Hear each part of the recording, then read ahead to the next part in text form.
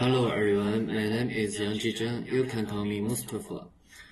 Today we analyze articles from the article analysis of economic convergence of Islamic justice in selected in Islamic countries.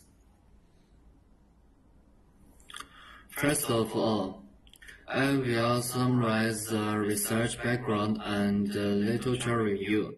As you can see, I've divided it into 5 main points, which are Islamic justice and economic convergence, convergence theory, income distribution and justice, empirical study methodology.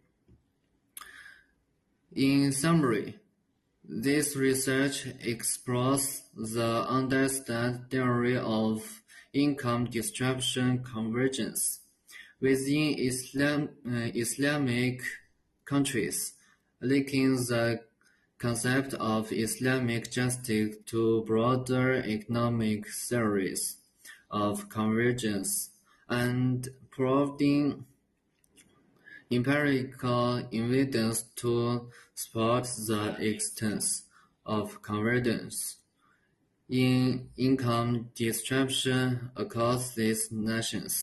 Today, I want to discuss the finding of the significant studies and examined income distribution in 20 Islamic countries over a 20-year period, from 1995 to 2050. This study sought to determine whether income distribution has become fair over time in those nations. To begin with, let's talk about the methodology. The researchers use the Gini coefficient to measure income inequality.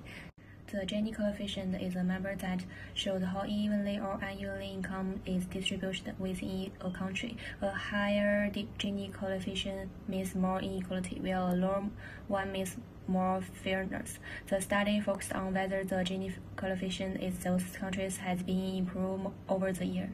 The study included countries such as Malaysia, Egypt, and Turkey, among others, ensure a broad view of income distribution trends in the Islamic world. The data was collected primarily from the World Data Bank, which provides comprehensive economic and social indicators for various countries. By analyzing this data, the researchers aimed to determine if income distribution has become more equitable. Now let's discuss the advantage of the study's methodology. One major strength is the extensive data coverage, which included information from 20 different countries. This wide range makes the finding more reliable and applicable to the broader context. Another disadvantage is the use of both absolute and conditional data coverage method. Those methods helped the researchers understand not only whether income distribution was becoming more balanced, but also how factors like inflation and the GDP per capita affected this balance.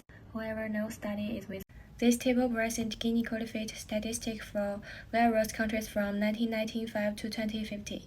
The Gini coefficient measures income inequality, where 0% profit inequality and 100% maximum inequality. Each country has 3 values. The first one max, the highest Gini coefficient during the period, indicating the worst inequality, and min, the lowest Gini coefficient, showing the last inequality. Mean, the average Gini coefficient over the 20 years period. Key point. First one, Malaysia has a relatively high average inequality, 47.39, with a max of 45.8 and a minimum of 49.2, meaning its inequality fluctuated. Iran has one of the highest around Gini coefficient, 42.28, indicating significant inequality. Kosovo and Azerbaijan show some of the lowest around over ages, suggesting less income inequality. In summary, the table allows us to compare the income inequality trend across different countries. Countries like Malaysia and Iran had high inequality, while others like Kazakhstan and Kosovo showed a lower level of inequality.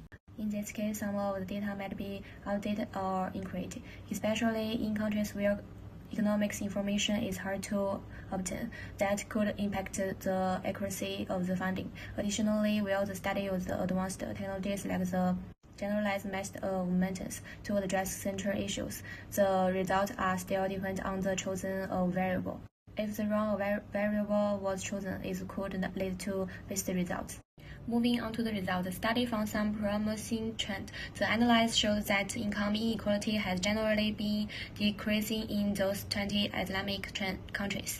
The absolute beta convergence method revealed a significant convergence rate, suggesting that income distribution is indeed becoming more equal.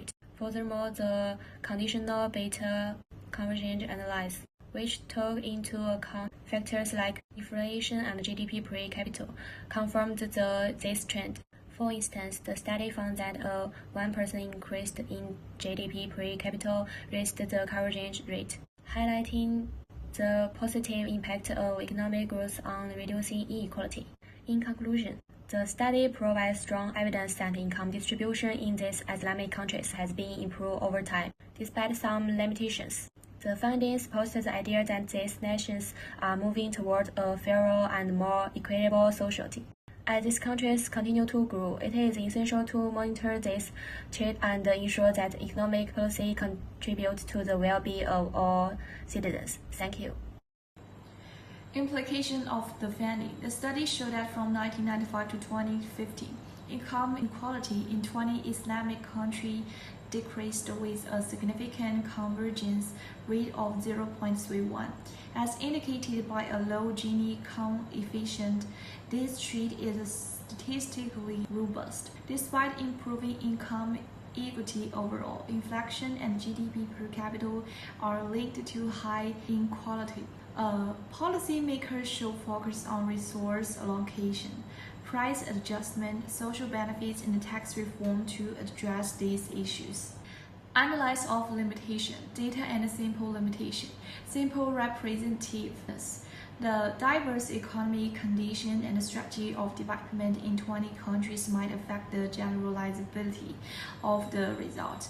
Data limitation. The study only covers data up to 2015, potentially missing recent economic changes and their impact on income distribution, inflation, and GDP per capita, machinism, and employed.